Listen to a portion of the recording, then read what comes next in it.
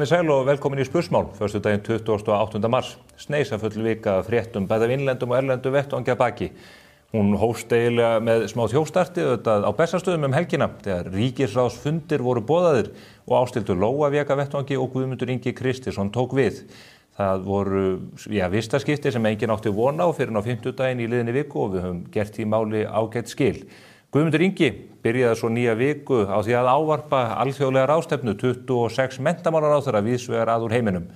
Sú ræða var flutt á ensku eða einhverju því sem að mætti kalla tilbrigði við það ágæta tungumál. Margir eru að sönnu hlessa eftir þá framgöngu ráðherrans enda var þetta okkur ekki til mikil sóma. Stuðningsmenn ríkisstjórnarinnar hafa gripið til harkalegra varna fyrir ráðherrann og ráðuneytið þrátt fyrir þessa uppákomu og láta eins og að þetta hafi í raun ekki verið neitt. Staðreyndin hins vegar svo að við urðum að hálfgerðu atlægi við þessa uppákomu og það hefði farið miklu betur á því í ljósi þess að Guðmundur hvorki talar né getur lesið ensku að hann hefði flutt þessa ágætu ræðu á íslensku. Það engin skömm af því að ráðherrar okkar flytji sitt mál á þjóðartungunni. Og maður spyr sig hvaða starfsmenn ráðuneytisins létu sér detta það í hug að setja nýjan ráðherra í þessa aðstöðu þar sem að hann var í raun og veru niðurlagður. Þarna mega menn láta sér hlutina að kenningu verða og vonandi að Guðmundur rísi upp úr þessu. Hann sagði reyndar sem rétt var að það sé farar heill og það að sjálfsögðu ekki aðeins við hann einan að sakast í þessu máli. Það skiptir miklu máli að nýjum barna- og menntamálaráðherra farnist vel í sínum störfum. Það margt sem ekki í lagi í íslensku menntakerfi í dag. PISA-kannanir vitna það að börnin okkar geta mörg hver ekki lesið sér til gagns þegar þau ljúka grunnskólaprófi og ekki ætla ég að fjölyrða enskukunnáttuna heldur. En það eru líka fleiri fréttur úr pólitíkinni. Nýr atvinnuvegaráðherra búinn að kynna til sögunar nýtt frumvarp sem á að breyta eða kollvarpa kerfinu í kringum veiðigjöld á sjávarútveginn. Þetta stórt og mikið mál og mikið hagsmunamál fyrir okkur Íslendinga alla sem einn. Heiðrún Lind Marteinsdóttir, framkvæmdastjóri samtaka fyrirtæki sjávarútvegi, kemur hér eftir að ræða þetta við mig og ég minni líka á umfjöllun Morgunblaðsins þessi mál, meðal annars í morgun, þar sem rætt við forsvarsmenn minni útgerða hringinn í kringum landið. Þetta mál sem að þarf að gaumgæfa vel áður en farið af stað. En svo af vettvangi Morgunblaðsins líka. Við kynntum til sögunar í gær nýtt app sem að nefnist Moggin. Þið getið hlaðið því niður á öllum helstu veitum, þar að segja í Play Store og hvað þetta allt heitir, bæði á Android símana en ekki síður Apple símana. Og í þessu ágæta appi að finna alla efnisframleiðslu miðla Árvakurs, Morgunblaðsins, mbl.is, K100 og hvað þetta allt heitir. Og ég hveti ykkur til þess að hlaða þessu niður og kynna ykkur þarna bæði sjónvarpið, útvarpið, blaðið og annað í þeim dúr. Þetta app sem bæði hugsað fyrir áskrifendur Morgunblaðsins en líka þá sem það ekki. Þeir sem áskrifendur fá þetta fullan aðgang að öllu því sem við framleiðum en aðrir nokkuð minna. Fyrstu 20 dagana eftir að fólk hleður niður appinu fær það hins vegar frían aðgang að öllu þessu efni og þar getur fólk kynnst í hversu öflug þessi framleiðsla og hversu margra grasa kennir í okkar efnisframleiðslu. Moggin þar krúnuð í ásnið en þið getið líka tekið þennan þátt núna og senda nokkuð auðveldlega upp í sjónvarpið ykkar ef þið viljið fylgjast með þættinum og umræðunni og umfjölluninni allri á sjónvarpsskjá. Látið þetta ekki gangi ykkur úr greipum þennan góða föstudaginn og nýtið helginni að kynna ykkur þetta góða efni. Hér eftir örskamma stund koma þau Tinna Gunnlaugsdóttir og Pretty Boy Choco. Þau ætla að ræða fréttir vikunar, svo Heiðrún Lind fyrrnefnd og í lok þáttarins það Jón Gunnar Jónsson, fyrrum forstjóri Bankasýslunnar. Hann ætlar að gera upp 3 ára gamalt mál, útboð á hlutum í Íslandsbanka sem að urðu til þess að fjármálaráðherrann Bjarni Benediktsson sagði af sér embætti. Fylgisti með. Það má með sönnu segja að gengi hafi á ýmsu á samfélagsmiðlunum í vikunni. Gömlu kalla rausið í smjörklípumönnum eins og Össuri Skarphéðinssyni og öðrum sviðakjömmum fær ekki sviði hér. Enda hefur það aldrei haft neitt upp á sig að veita litlum börnum í frekjukasti neitt sérstaklega mikla athygli. Þetta svona svipað. Í byrjun vikuna stofnaði K-Frost til samsöngs á miðjum fundi til heiðurs aðstoðarmanns síns Kristínu Ólafs sem átti afmæli. Auðvitað þorðu fundagestir ekki öðru en að hlýða Queen K-Frost og föndu raddböndin eins og krakkar í kirkjukór. Þarf ekki að endurvekja alþingiskórum. Kristján Snæbjarnarson var í massa veseni með að velja sér bindi fyrir fund atvinnuveganefndar og ákvað því að leita á náðir almennings með litavælinn. Litla lýðræðisveislan. Okkar allra besti Jón Gnarr hefur átt erfitt með svefn undanfarið. Elsku kallinn með hausinn á þeytuvindu alltaf hreint. En í einhverju svefnleysinu var hann var við Alessandru Brím miðja nótt krota ódæðis orð á Tesla-bifreið nágrannans. Úps, sagði ég orð Alessandra Brím. Ég ætlaði að segja skuggalega klædd mannvera. Eigum við að taka þetta aftur eða? Ok, höldu bara áfram. Jón var mjög duglegur á samfélagsmiðlum í vikunni og studdi til að mynda vin sinn Lýðheilsu Magga í kjöri til Rektors Háskóla Íslands. Þó að hann myndi freka borða selleri og drekka vatn heldur en að borða steik og bjór. Stuðningurinn dugði þó ekki til því Maggi Kalli tapaði fyrir Siljubáru. Og ég velti fyrir mér, ekki komið nóg að þessu kettlingafár út allt eða? Mjög svona afgerandi. Kristrún og ríkisstjórnir voru svo í opnu samtali við allt og alla í vikunni nema spursmál. Það borgar sig auðvitað alltaf að bakki vörn þegar andstæðingur ógnar. Það gömul saga á nýju kappleikjum. Kei Frost gengur í alla stöður og tekur hverja markvörslun á fætur annarri. Björgvin Páll Gústason hvað? Alþingi auglýsti eftir nýjum skrifstofustjóra í vikunni. Þangað þarf líklega að ráða einhvern vel þrekinn, kattluðugan með góð sambönd. Einhver að núti sem passa við þessa lýsingu og býður sig fram? Guðrún Hafsteins var á fartinni alla vikuna þar sem hún fundaði vítt og breitt og var on fire á trúnaðamannafundi á Akureyri, sko í bókstaflegri merkingu. Enda mælist Sjálfstæðisflokkurinn hærra en Samfylkingin þessa stundina. Ása Berglind aldeilis farin að færa sig upp á skaftið og skaut föstum skotum á Ingibjörgu Ísaksen. You go girl! Ingibjörg Ísaksen keypti sér ekkert sérstaklega uppi pillurnar frá Ásu og hélt bara sínu striki á samt Þórarni flokksbróður sínum. Þessi framsóknarlömb, þau eru með mun breiðara bak en maður heldur. Inga Sæland deildi fallegri minningu frá brúðkaupsdegi sínum fyrir 47 árum. Nú styttist heldur betur í gullbrúðkaup hjá Ingu ömmu og Óla afa og ekki líklegt að þau munu endurnýja heitin eftir það bil 3 ár. Jú, alveg pottþétt. Ég myndi bara taka daginn frá. Musteri Flokks fólksins, Grafarvogskirkja, Fjörgin, 25. mars 2028. Það ekki hægt að ljúka þessari yfirferð án þess að minnast á það áhrifaríkasta sem gerst hefur á Alþingi Íslendinga. Ágústa Ágústsdóttir, varaþingmaður Miðflokksins, opnaði sig í pontu heimilisofbeldi sem hún varð fyrir og biðlaði til löggjafarvaldsins að hysja upp sem brækurnar í þeim málum. Maður bjóst alls ekki við þessu úr þessari átt, en spaða 5 á Ágústu. Henni tókst algjörlega mýkja simmadabba og mun fleiri sigurpappa sem hrósuðu happi yfir ræðu hennar. Kæru karlar, verndum húðina, hvort sem á fjöllum eða í byggð. Tara Mar.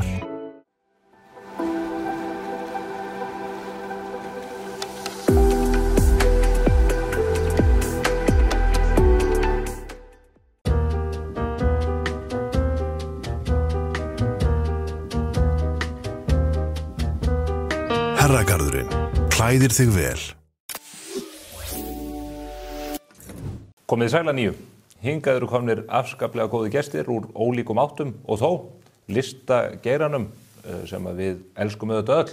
Það eru þau Tinna Gunnlaugsdóttir, leikari og leikstjóri og leikhússtjóri og margt annað. Og svo maður sem ég eiginlega veit ekki alveg hvað ég á að kalla.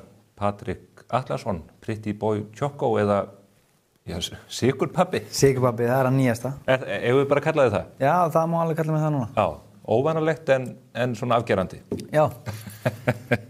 Heyrðu, ég ætla nú að byrja á því til að óska þér til hamingju með heiðursverðlaunin á Eddunni. Við erum nú með umfjöllun það hér í blaðinu þennan morguninn.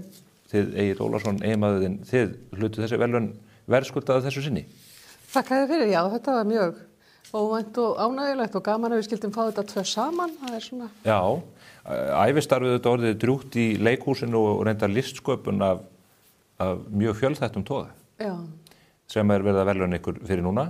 Já, þetta er held ég fyrst og fremst innan kvikmyndana, þetta eru kvikmyndaverðlaun. Þú hefur verið á hvíta tjaldinu í áratugi. Já, eiginlega bara frá því að kvikmynda voru brast á. Já. Hver var fyrsta myndin? Fyrsta myndin sem ég var í var Útlaginn. Já. Og fyrsta myndin sem Egill var í var Hrafninn flýgur. Já. Og þetta voru sem sagt myndir númer eiginlega 2 og 3. Fyrst var það Óðal feðranna og Land og synir. Já. Þannig að þið komið að þessu svona í árdaga. Já, við komum alveg í byrjun. Já. Og víkingamyndir, þetta nú engar smá algjör klassíkerar. Já.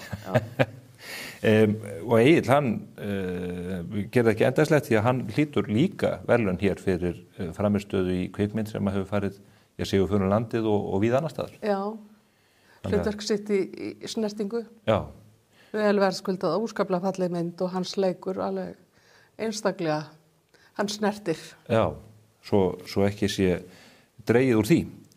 Enn á ný til hamingju með þetta. Já, hvað fyrir. Og svo það Sigurpappinn. Já. Velkomin á svæðið. Takk fyrir. Það mikil fyrirferð á þér þessa dagana. Synir mínir, þeir gera ekki annað en að syngja marga af þínum bestu textum, bæði heima og í bílnum og annar staðar. Já, bara, það mjög, gleður mig mjög. Það gott líka aðeins fyrir því að fá smá hvíld frá þessum haus, eða ekki? Það bara svona aðeins að fá eitthvað heilalaust í gang. Já, þetta nú ekki allt heilaleysi, en svona misdjúpt á þessu. Já. Það vill þannig til, sem að ég vissi ekki þegar ég hnifti í þig að koma í þáttinn, að þú ert að gefa hér út bara í þessum töluðu orðum lagið Sigurpappi. Já. Það mikið vídeo hérna með þessu inn á Spotify, ekki að spila upp af þessu? Jú, gera það.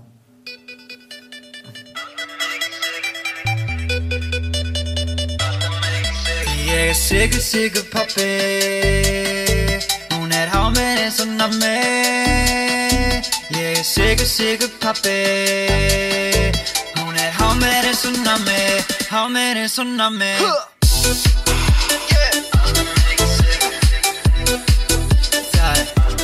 Já. Það dýrt kveðið. Já. Og þetta ég var nú búinn að sjá, þú var svona aðeins búinn að, svo ég sletti á ensku, tísa þetta mikla mynd, þú með mikla framleiðslu í kringum þetta. Já, við svona, mér langaði að gera alvöru tónlistavídeó, þau nú svona fer deyjandi út, en maður langaði að gera eitthvað svona flott. Tók yfir geymslun hans afa, hann var ekki alveg nógu sáttur með það. Hann með eitthvað iðnaðarhúsnæði sem ég fekk í láni hjá honum, hann mikið búið töð yfir því.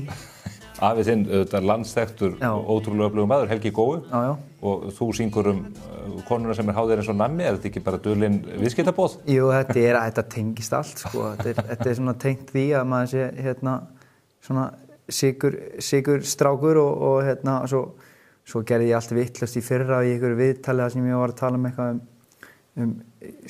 þá var ég að tala um að eitthvað að tala aðeins með rassinum á mér að þegar núna væri þannig að með að eins og í gamla daga þá þurfti bara einn annar maður að vera á viðskiptamarkaði og annarkvort var konan eða kallinn heima. En núna þarf alltaf tvo til að sjá fyrir heimilinu.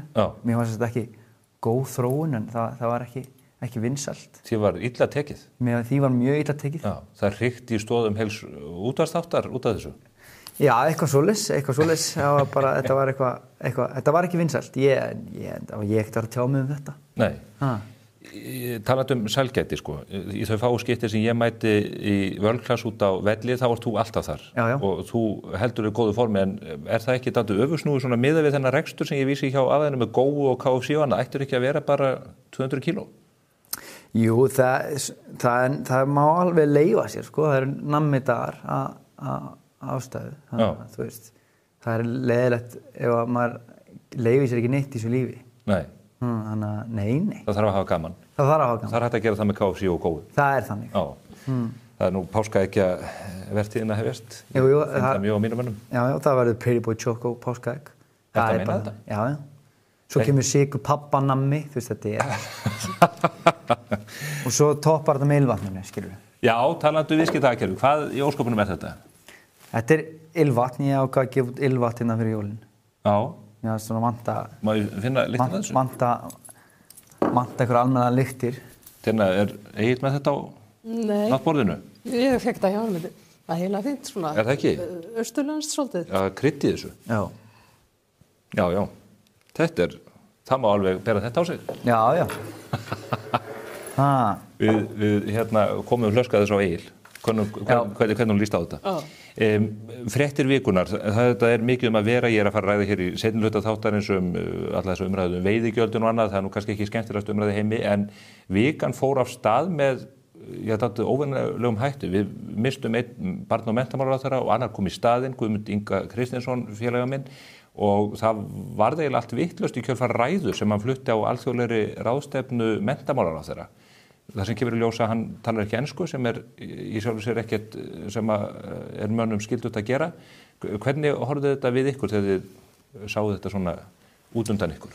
Ég veit ekki, maður kannski vill ekki vera að bæta ofan á umræðuna þetta máli. Mér finnst þetta allt tiltölulega sorglegt hvernig að þessu hefur verið staðið og konan í raun og veru rakin úr embætti á forsöndum svona mjög hæpinna frétta sem að reyndist svo ekki sannanum að hluta til. En hún var í raun bara farin úr embættinu áður en að fréttaflutningurinn hófst. Þetta var einhvern veginn, þetta var allt eitthvað svo gerræðislegt. Já, þetta gekk fljótt yfir. En hún hefur sjálfsagt vitað í hvað stemdi, en mér finnst bara illa að þessu staðið og ekki, ég er alveg sammála þeim sem hafa gagnrýnt fréttastofu Ríkisútvarpsins að þeir hefðu vel mátt vanda betur til og vinna þetta betur og hafa staðrendir á hreinu, ekki vera að slá einhverju fram sem að virkar alveg svakalega stuðandi á stóran hóp fólks.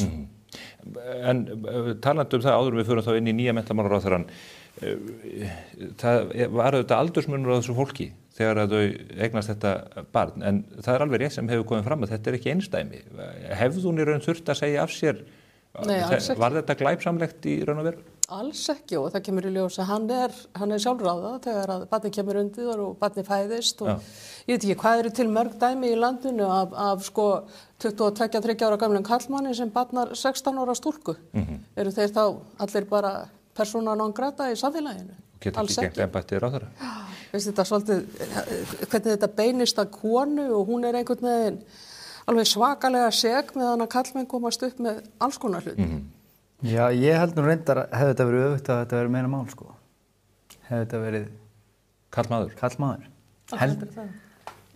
Bara sagan segir það svolítið að þetta er svona meira kallmaður á í hlut þá ef einhvern veginn það gert meira mál úr þessu. Þetta var bara mjög algengt hérna áður fyrir að stúlkur yrðu barnshafandi alveg niður í fermingaraldur. Já, það er ekki óþekkt. Og hérna þetta er það ekki til eftirbreytni og svakalegt en þetta eru þá margir gerendur í farvatninu. Já, lífið gerist og það er nú það sem er, en spurningin er... Fólk vinnur úr því og mér sýnist hún hafa unnið úr því eins og hún gat þessi kona. Gerir það málið eitthvað erfiðara eins og margir hafa spurt að hún sé barnamálaráðherra? Þetta er mjög gildislaðið embættisheiti sem og er í raun og veru algjör nafnleysa þegar menn fara að skoða undir hútið í því. Hefði þetta hort öðru í sig við ef hún hefði bara verið iðnaðarráðherra eða utanríkisráðherra? Já, þeim sem að hefur málið finnst það greinilega að vera atriði. En auðvitað með því að útmálana sem einhvers konar barnaperra þá er það mjög hæpið að hún sé barnamálaráðherra. En hún er það greinilega ekki. Nei. En komin úr embætti ráðherra, Guðmundur Ingi tekur við. Það er þessi ræða sem að ég kannski leiddi inn á. Menn hafa svona dálítið slegið á puttan á mönnum og sagt að það er menntahroki að tala um þetta og annað, en staðreyndin er svo að þetta var auðvitað mjög vandræðalegt. Þetta er okkur ekki til sóma að hann sé settur í þessa aðstöðu. Nei, þetta er auðvitað svakalegt að vera hent svona út í djúpulaugina. En ég ef ekki að þetta er góður maður og kemur til með að gera góða hluti. Veist ekki að dæma hann á þessu. Nei, var ekki kannski alveg hægt að æfa sig heima? Já, eða eins og Guðni Ágústsson okkar frægi landbúnaðarráðherra gerði, en hann flutti bara allar sína ræður á íslensku. Maður spyr sig hvað voru embættismenn ráðuneytisins að hugsa að setja mannin í þessa aðstöðu því að þetta er engum hollt að lenda í svona hakkavill. Nei, og maður myndi halda að væri túlkar þarna, þannig að það væri hægt að koma þessu yfir. Já. Svo var letri vist mjög smátt, sá ég. Það hefur haft áhrif? Það hefur haft áhrif, ég sá það. Já, hann sá þetta ekki almennilega. Hann sá þetta ekki. En byrju þá er einhver sem ber ábyrgð á prentuninu líka? Ég held sem við skellum þess á það sá sem prentaði þetta út, þetta var aðeins svo smátt letri, Ekki gott. En hvernig líst ykkur á pólitíkir almennt? Kristrún, auðvitað mjög kröftug og glæsilegu fulltrú okkar erlendu vettvangi, var í Élysée-höll núna í París í vikun og annað, en tilfinningin er nú svo að það sé orðið dálítið erfitt ástandi, sérstaklega í samskiptum milli hennar og Ingu Sæland eftir þessar uppákomur allar. Hvað segir leikarinn? Hvernig lestu í svipbrigði þessara valkyrja? Já, ég skal ekkert það segja. Mér sýnist standa keikar allar 3 ár, þessar forystu konur og ég býð bara spennt eftir að sjá hverja það hrinda í framkvæmd. Allar 4, mér varst hún Hanna Katrín mjög fín í kastljósi. Þetta eru við getum verið stolt af þessum konum. Já. En ég myndi nú kannski hafa meiri áhyggjur af heimsmálunum heldur en pólitíkinni þetta heima. Einmitt. Með alla þessa fregu kalla sem að haga sér eins og fílar í postulínsbúð. Vaða uppi. Trump í Bandaríkjunum, Putin í Rússlandi og og Netanyahu á Ísrael. Xi Jinping í Kína. Já, þetta alveg skelfilegt hvernig menn einhvern veginn taka sér vald, halda því og misbeita því. Það saga margra þjóða. Það sagan, valdið spillir. Já. En hvað segir Sigurpappinn með valkyrjurnar? Ertu á því að þetta sé í góðum farvegi hjá þeim? Já, mér finnst bara svo skrítið að engin svona skóverslun hafi einhvern veginn tekið og gripið þetta á lofti. Já. Og redda barninu nýjum skóm, bara í kvelli. Það hefur bara hægt að græja þetta. Mér finnst það svona aðal sem svona markasmaður að ég, þú veist, hefði ekki gripið þetta bara sem bara Nike eða Adidas eða hvað sem þetta kallast, bara komið fram, herðu, barnið fara nýja skó, höldum áfram, góð auglýsing, allir vinna. Ekkert vesen. Ekkert vesen. Þannig að þú sást í raun markastækifæri þarna fyrir Pétur Þóru og þá í skór.is. Mér finnst það eiginlega sorglegast vita, að menn sá ekki markastækifæri þarna. Ég held að hluta þessu sé sko að auðvitað hljópun á sig þarna með því að fara heim til konunar þarna í seinna málinu. En ég held að hluta þessu sé og með skóna líka hvað konur eru duglegar. Það alltaf bara að redda hlutunum hér og nú, aða í, sjást ekki alveg fyrir. Þetta sé afleiðing af atorkusemi. Held það. Já, Inga Sæland nú vön að ganga hreint til verks. Já. Eins og við þekkjum. Já. Þó hún hefur ekki viljað koma hérna síðustu vikurnar til mín. Hún segir að það sé eins og að heimsækja Kastala Dracula greifa. Ég veit ekki hvað hún á við með því. Ekki heldur. Af alþjóðamálunum,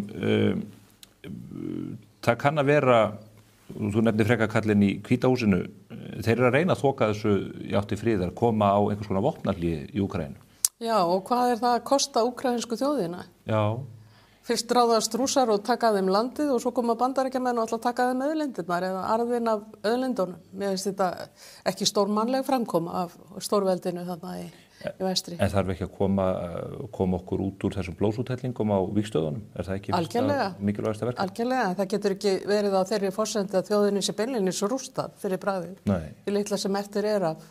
Það þarf að halda í reisn þeirra? Já, og sínar auðlindir og fá sitt land tilbaka. Já, þó að það sé nú talið hæpið að Rússar muni gefa það eftir hvað sem tautar að vera. Já, en það er skiljanlegt að það sé krafan og óskin.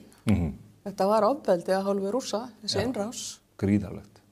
En er það ekki líka hálfgjört ofbeldi að mæti Hvíta húsið í íþróttagalla?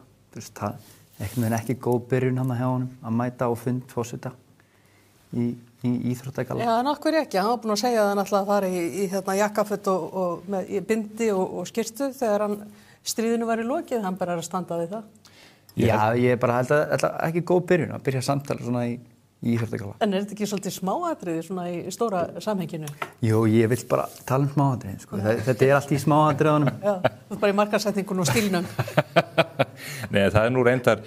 Ég hlustaði á mjög merkilegt viðtal Björns Ingar Hafssonar við Margeir Pétursson sem nú búsettur út í Úkraínu og menn nú held í sammála það að Zelenski hafi klúðrað dálítið sinni stöðu í Hvíta húsinu. Þetta snerist það ekki klæðaburðin og annað en aðri leiðtogar hafa bara haft vit á því að dálítið að kissa á ring keisarans þegar þeir komu í Hvíta húsið og eru ekki að reytandi reiði.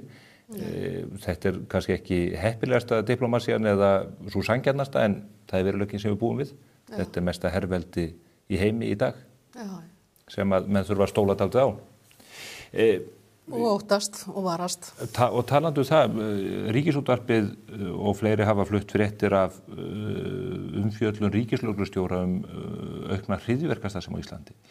Þeir upplýstu á fundi í gær, þeir ágættu herrar, einkennisklæddir lögregluforingjar að hér hefði hryðjuverki verið hótað á liðnu ári þar sem að hótað var að myrða fjölda manna.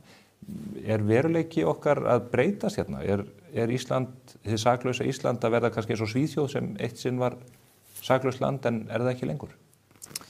Ég held að við tökum lit af ástandi heimsins að öllu leyti og þó að þetta sé fjarlæg hugsun þá er þetta möguleik í stöðinni en þetta er svo sem ekkert sem að heldur vöku fyrir mér. Nei, en það heldur vöku fyrir lögreglunni? Já. Hvað segir Sigurpappinn það? Sko, já, þetta er náttúrulega, þú veist, þetta er allt svolítið annað en þegar ég var að fara neyri í bæ hérna í gamla daga, þá voru menn kannski meira með hnefann á lofti en ekki hnífana. Já. En ástandi er slæmt og sem maður heyrir frá lögregluþjónum er að, þú veist, það eru menn gripnir með hnífa til dæmis niður í bæ mikið og þeir eru kannski ekki að nota á, ekki búnir að nota á. Nei. En það er ekki nóg til að stinga þeim inn í fangelsi í eina nótt. Þannig að, þú veist, þetta er alls konar svona, ég held að við máttum gera betur í þessum málum, skilur, og kannski taka aðeins harðar á hlutunum. Það er svona... Frá upphafi. Já, frá upphafi, þú veist. Já, standi, já, fyrir ekki. Ef þú veist, ykkur er með hnífin í bæ og löggan tekur bara á hann hnífin og það er 20.000 krónur sekt, þú veist, er ekki hægt aðeins að herða þetta og þannig að margt sem við getum bara gert betur. Dómsmálaráðherrann var að vinna í því að hækka sektina núna, þannig að það er verið að reyna að þrengja fólki, en það er þetta ef að menn eru út kaupin og kappin vopnaðir og síðan eru þessi dæmi þar sem verið að beita þessum vopnum á fólk, þar sem fólk er í ölvunar ástand og annað, þetta er þetta hrikalegt. Já. Þú ert nú með tenginga við Svíþjóð til að því ég nefni stöðuna þar, þú átt ekki fasteign þar en þú átt bát sem liggur þar við Liggur það við bryggju? Já, í litlu plási í sænska Skerjagarðinu. Já, því hjónin hafi verið að sigla á síðustu árum, ótrúlega svaðilfarir. Já, við eignuðumst þennan bát fyrir 10 árum og erum búin að sigla honum mjög mikið og víða en ekki svo sem langsiglingar, mest þarna í Eystrasaltinu og kringum Svíþjóð, þverað Svíþjóð í gegnum kanalinn, Gautakanalinn og svona. Já. Og þetta er búið að vera heilt ævintýri. Nú erum við búin að koma okkur upp lítilli fasteign í landi. Nú líka? Já, þannig að þetta er ekki rétt hjá mér. Og báti sem að liggur á þess að leguplássi fyrir bátinn, hann liggur á besta staði með bænum. Já, þannig að þið njótið þess besta sem Svíþjóð. Já, og við erum ennþá að sigla sko, en við förum kannski í styttri ferðir núna, því við höfum líka þessa aðstöðu, en það er nött líka bara að dytta í kringum bátinn og sænska sumarið er alveg yndislegt og gaman að fara út í styttri ferðir. Talsvert yndislegra en íslenska sumarið. Talsvert, já. Ég nefni Svíþjóð í þessu sambandi og gerði það hér fyrir þættinum út af til þess tölfræði sem ég birti hér í þættinum í síðustu viku, þar sem að verður að skoða aðkomu eða fjölda grunaðra barna og ungmenna í morðmálum í Svíþjóð. Árið 2013 voru þau 16, þau voru 395 í fyrra. Já. Og maður spyr sig með þetta glæsilega ríki, 10 milljónar ríki, langstærst Norðurlandana, á hvaða vegferðmenn eru þegar að svona tölur kom upp úr krafsinu? Já, þetta er alveg svakalegt og þetta er ekkert einstæð með Svíþjóð, það er verið að glæpavæða börna því að þeim er beitt fyrir glæpahópa. Svíþjóð tók á móti mjög mörgum flóttamönnum á sínum tíma og hafa bæði notið þess og goldið þess að einhverju marki. En þetta er alveg fyrirmynda samfélag öðru leyti. Já. Algjörlega. Og gott að vera þarna? Mjög gott að vera þarna. Hátísku samfélag? Já, þar fyrir utan, já. Æðislega skyrturnar sem þeir framleiða hjá Stenström, svo dæmis er tekið. Eru aðra fréttir sem að hafa svona, þið hafið leitt hugan að í vikunni sem að menn eru kannski ekki endilega hampa en eru þess virði að... Já, ég fylgist ekki alveg nóg mikið með, sko, til að geta sagt til það, sko. Þú ert náttúrulega fullu í framleiðslunni? Ég er fullu í framleiðslunni, sko.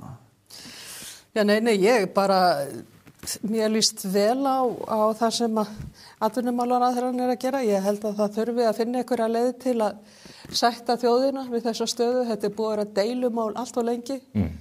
Ég hef ekkert kynnt mér þetta, en mér sýnist þetta skynsamlegt á margan hátt og svo fremið sem að sko minni útgerðir er ekki að gjalda þess og byggðalögin þar með þá finnst mér þetta hljóta að vera mjög jákvætt skref. Nú hafa menn, sérstaklega við erum nú með forsíðufrétt og inn í blaðinu á síðan 6 og 12 samtöl við einmitt minni útgerðir í Grímsey, á Langanes og víðar og menn eru mjög áhyggjufullir.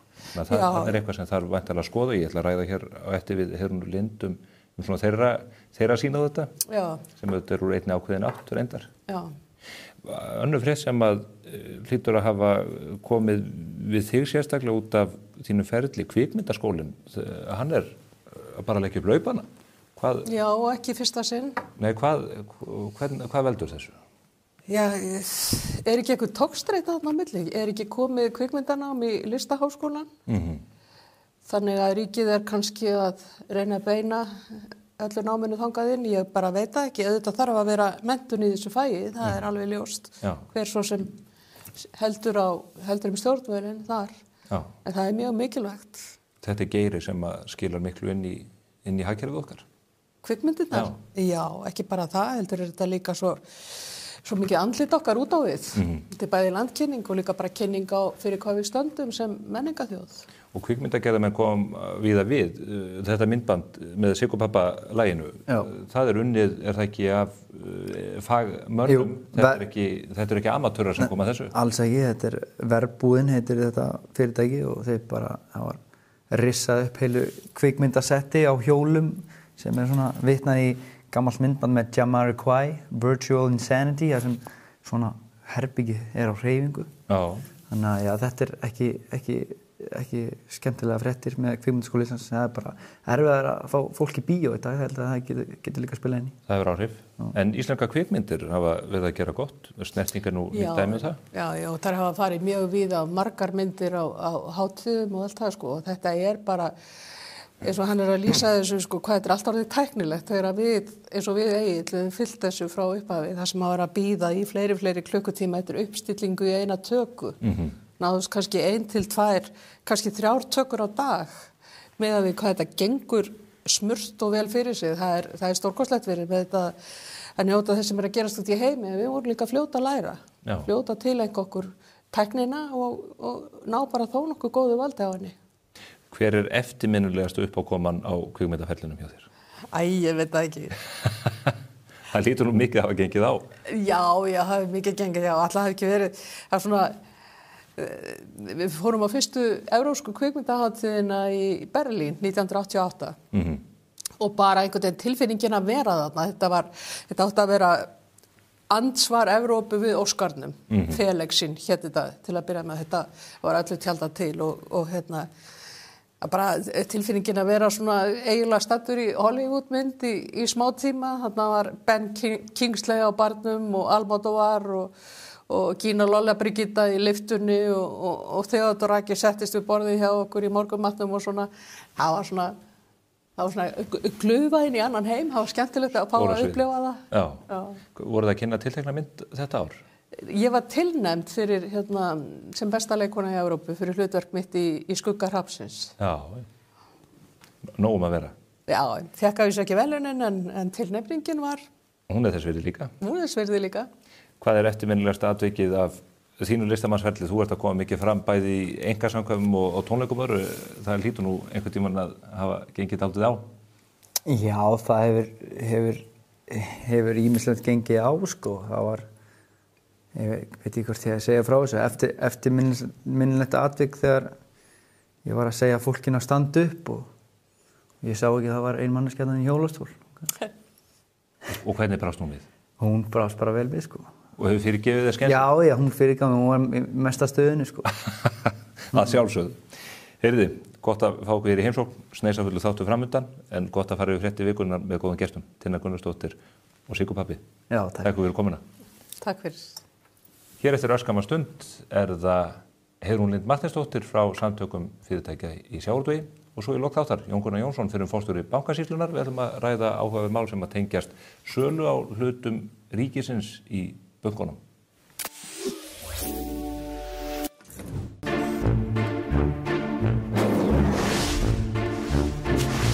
Hvern langar þig að hitta í dag? Henning Eymundsson.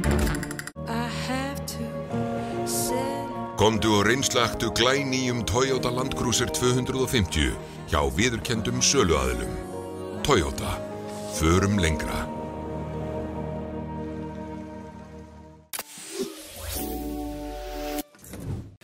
Komið sæl að nýju. Við þökkum Patrik Atlasinni, Pretty Boy Choco og Tinnu Gunnarsdóttur fyrir komuna og yfirferðina á fréttum vikunar.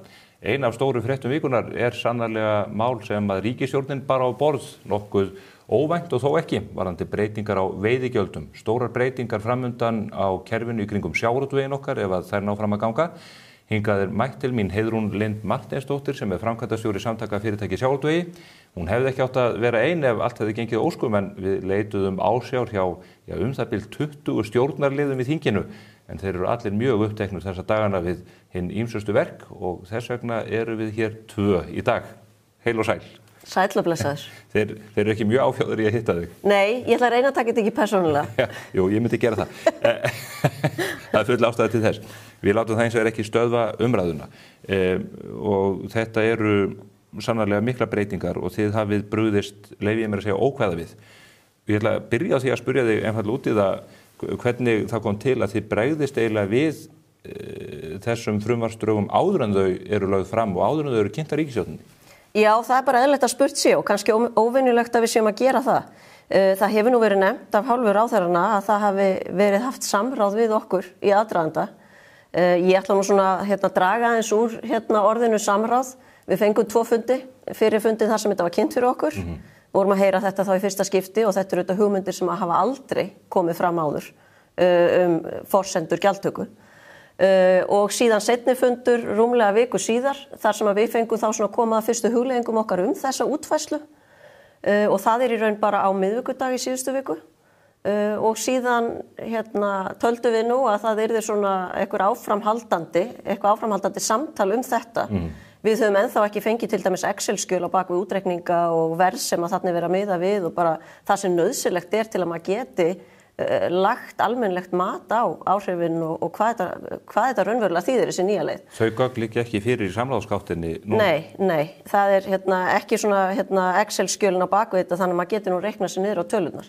En í öllu falli þá töldum við að það yrði þá áframhaldandi vinna í þessu. Það næsta sem við heyrum af málinu þetta bara það sé búið að boða til blaðamannafundar. Eðli mál samkvæmt þá það væntanlega svona þessu samtali við okkur eða atvinnugreinina lokið eða aðra hagaðila og þar með var okkur ekkert að vanbúna en að hefja þá bara það samtal. Þau ekki enga rétt á því að ræða málið. Þannig að ég var bara ánægð með að við gerðum það vegna sem ég fannst líka framsetningin á þessum blaðamannafundi mjög sérkennileg.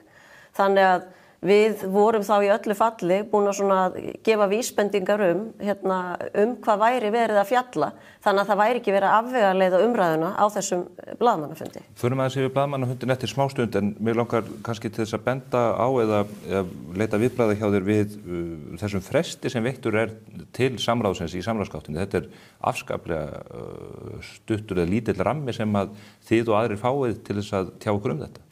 Þetta auðvitað að mínu mati ómálefnaleg og bara óforsvaranleg vinnubrögð.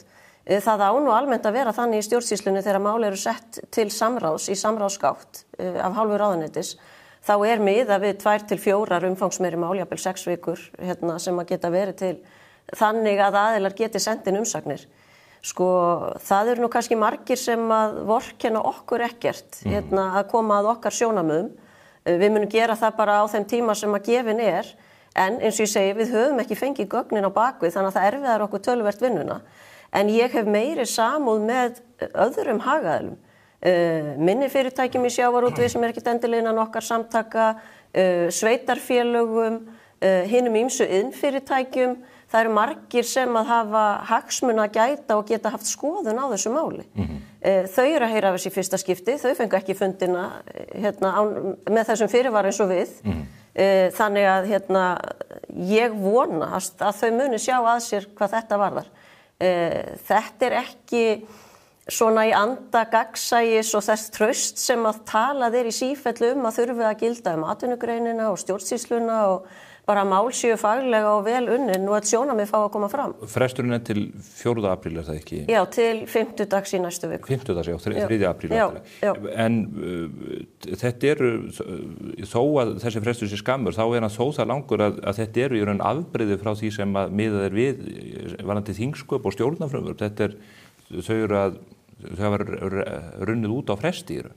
Já, það nú þannig að stjórnarfrumvörp ættu að vera komin fram fyrir lok mars í þingið. Þannig að það mun ekki gerast augljóslega og þá þetta mál sem að verður þá lagt fram með einhvers konar afbrigðum, já. Apríl tíðinda lítill í þinginu, það eru páskar og frídagar og annað þess háttar. Þannig að málið verður þá væntanlega svona í hámæli á loka dögum þingsins sem líka alltaf óheppilegt. Erfitt fyrir ríkisstjórnina en líka erfitt fyrir stjórnarandstöðu og þar fáum við aftur auðvitað og hagaðilar að koma að sínum umsögnum og þá kannski svona dýpt á málum, dýpt á mögulegum breytingum, atvinnuveganefndin kannski lítið inn í máli þegar hún fær þetta inn til sín þannig að lagasetningin verður fyrir vikið óvandaðri. aftur að blaðamannafundinum eða fréttatilkynningunum sem að því fylgdi, það er kannski tvennt sem að ég hnaut eða hef velt fyrir mér. Þar segja þeir og nefna það að þetta frumvarp hafi verið í vinnu núna eða í undirbúningum nokkur skeið og að við gerð frumvarpsins hafi komið í ljós að fiskverð í reiknistofni hafi verið vanmetið og þess vegna talaðu að nú þurfa að leiðrétta þessa gjaldtöku frá því sem var. Hvernig horfir þetta við ykkur? Getur það ekki bara hreinlega verið að reiknistofnin hafi eftir allt saman og í langan tíma verið vanmetið? Hann hefur það svo sannarlega ekki og þetta er ekkert annað en fyrirsláttur. En og þetta var auðvitað að klifa mikið á þessu að rétt skuli vera rétt og þetta sé leiðrétting. Ef að svo er að við eigum að fara að miða við það og það skuli vera rétt verð, afla verðmæti sem fer til skips. Og ég ætla að reyna núna að tala þetta á mannamáli þannig að fólk skilji þetta sem að er ekki djúpt í sjávarútvegi. Að það er þannig að við erum með samþætta virðiskeðju hér á landi sem að hefur auðvitað skapað okkur mikil verðmæti sem þjóð frá sjávarútvegi. Og þá er það þannig að ef að þú færð 100 kall frá kaupanda sjávarafurða, hinum endanlega kaupanda, þá er það spurningum hvernig eigi að skipta þeim tekjum sem þú færð á milli skips og vinnslu. Bara þeirra sem að búa til verðmætin. Það hefur verið þannig að þessi 100 kalla svona 55-60% í botnfisknum fara til skips. Það er sami í kjarasamningum, þannig að sjómenn fá hlutfall af endanlegri sölu fisksins til skipsins og þeim verðmætum er síðan skipt. Þá er það svona 45-50% sem að fer til vinslunar sem er þó til að greiða fyrir launin þar og allan kostnað sem tilfellur, orkukostnaður, sölukostnaður, umbúðir, geymsla og svo framvegis, fjárfestingar og allt þetta. Þannig að skiptingin hefur alltaf, hún liggur fyrir, hún hefur aldrei verið neitt launungarmál. Í Noregi er það hins vegar þannig að þú ert með sundur slitna virðiskeðju. Veiðar og vinnsla eru ekki á sömu hendi. Þannig að fiskur er að mestu leyti fluttur óunninn úr landi og verðmætin þá af sölu þess fisk sem eru lægri en endanlegu verðmæti sem fara frá Íslandi, þau fara mjög miklu leyti beint til skips. Til vinslunar fyrir lítill hluti. Þannig að skipið er kannski að fá, 85-90% af söluverðmæti fisksins fer til skipsins og þá eru 5-10-15% eftir af tekjunum fyrir vinsluna til að borga laun og allt það sem þarf að gera. En það er miklu umfangsminni vinsla, það er ekki vinsla eins og við erum að horfa á. En þeir sem eru þó að vinna fisk þar, það er fiskvinnsla sem að rekur sig ekki. Þetta er ríkisstyrkt fiskvinnsla. Fiskvinnslur sem fara reglulega á hausinn. Fiskvinnslur sem borga kannski 0 tryggingagjald. Þar fram eftir göttunum. Þannig að þessi skipting hefur alltaf legið fyrir að þetta eru bara kerfin eru ólíka þessu leyti. Þannig að svona umræðan og ég heyrði ráðherra segja þetta líka í öðrum fjölmiðli að rannsókn hafi leitt í ljós að afla verðmæti það sem færi til skips væri miklu lægra á Íslandi og miklu hærri í Noregi eins og þetta væri einhver afhjúpun. Það er það ekki. Svona eru kerfin, svona hefur þetta alltaf verið og það hefur verið kosturinn og hið fallega við kerfi hér á landi að við erum með þessa verðmætasköpun í landi. Hún hefur tryggt að við erum að fá meiri verðmæti fyrir sjávarauðlindina heldur en til dæmis Norðmenn. En gefum okkur það að þetta sé þá hið rétta verð. Rétt skuli vera rétt. Við verðum bara að starfa eftir þeim leikreglum sem stjórnvöld setja okkur. Ef að þetta verður niðurstaðan, að þetta sé hið rétta verð sem er að fara til skips, þá aðlaga fyrirtæki sig að því umhverfi. Og hvað gerist þá? Jú, þá þarf að fá þær tekjur frá fiskvinnslunni og fiskvinnslan verður óhagkvæm, órekstrarhæf. Það eru ákvarðanirnar sem að núna liggja þá á sjávarútvegi ef framheldur sem horfir. Þannig að stjórnvöld hér eru í raun og veru að segja að við ætlum að færa kerfið til þess lags sem er í Noregi. Hárrétt. Þar sem fiskvinnslan er niðurgreidd og stór hluti af til dæmis þorsknum er fluttur í gámum til Póllands eða jafnvel Kína. Já, við erum bara að vinna í gjör ólíku umhverfi, annars vegar við og Norðmenn. Stærstu markaðir Norðmanna fyrir þorsk er einmitt Pólland og Kína, láglaunalönd. Ég held að klukkustund unnin í fiskvinnslu í Póllandi sé einhverja 9 eða 9,5 evra. Við erum að borga í fiskvinnslu á Íslandi, 22 minnum að hafa verið 4.200 krónur fyrir unna klukkustund í fiskvinnslu. Það eru 30 evrur? Já, þetta er mjög ójafn leikur. En ég meina þarna fiskurinn unnin í mjög miklu mæli vegna þess að Norðmenn eru með þessa sundurslitnu virðiskeðju og fiskvinnsla einfallega órekstrarhæf í Noregi og þar með þetta bara, þessu útvista til Póllands og Kína. Eins og þetta blasir við núna, þessar breytingar, blasir þá við að fiskvinnslan muni flytjast úr landi eða þetta mögulega, eins og sumir halda fram, innihaldslausar hótanir af ykkar hálfu? Þetta það ekki og mér finnst það rosalega ódýrt þegar að ráðherra kemur fram og segir að við séum eitthvað hræðsluáróður og ekkert af þessu muni gerast og áhrifin verði bara engin. Sko, þá verður ráðherra að rökstyðja það. Og það áhrifamat sem hefur ekki farið fram. Það hefur enginn séð það hókus pókus áhrifamat að áhrifin verði engin. Já, býtu nú við. Þau segir hér í tilkynningunni sem að maður sér ástæðu til þess að taka mark á. Þetta kemur frá stjórnvöldum. Engin breyting verður á útreikningi veiðigjalds og mun útgerðin áfram halda 67% hagnaði veiðana en greiðir 33% hagnanum fyrir afnot af auðlindinni. Ef að engin breyting verður á hlutunum og menn halda áfram 67% hagnaði, þá geta menn nú allar kvarta. Já, þú veist, þetta sko maður verður að tala bara tandur hérna íslensku. Þetta bara eitthvað della. Vegna þess að í fyrsta lagi það ekki þannig að ríki taki bara þriðjung og útgerðin haldi eftir 2/3 af hagnaði fiskveiða. Ríki tekur, virkur tekjuskattur af fiskveiðum 58%. Ríki tekur tekjuskatt, það tekur fjármagnstekjuskatt af arðgreiðslum og svo tekur það veiðigjaldið. Þannig að 58% renna til ríkisins eins og þetta í dag og þá eru 42% eftir í fyrirtækinu til þess að fjárfesta, til þess að greiða út arð og svo framvegis. Þannig að og það að segja við ætlum að tvöfalda veiðigjaldið en ótrúlegt en satt, þá breytir það engu, við erum bara að taka þriðjung. Jú, það getur vel verið að þú getur sagt, jú, þetta bara þriðjungur af einhverju tilbúinni afkomu. Reiknaðri stærð. Já, í fiskveiðum. Þar sem að við erum að miða við eitthvað allt annað kerfi í Noregi, sundurslitna veiða og vinnslu, markaðsaðstæður sem Norðmenn búa við, breytingar og gengi norsku krónunar, að hvað eina sem kann að hafa áhrif í Noregi sem að hefur engin áhrif á reksturinn hér á landi, allt í einu farið að hafa áhrif á okkur.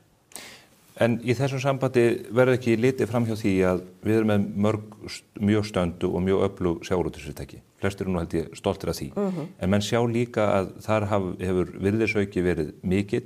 Þessi fyrirtæki eru verðmæt, þau hafa greitt út mikinn arð. Eigendur þessara fyrirtækja vel auðugt fólk í mörgum tilvikum og eins og nota þeir sem röksemd í þessu máli að sjávarútvegurinn hefur verið að fjárfesta í óskyldum greinum, ýmiss konar, hvort sem það heilsala eða ferðaþjónustuna eða hvað það heitir.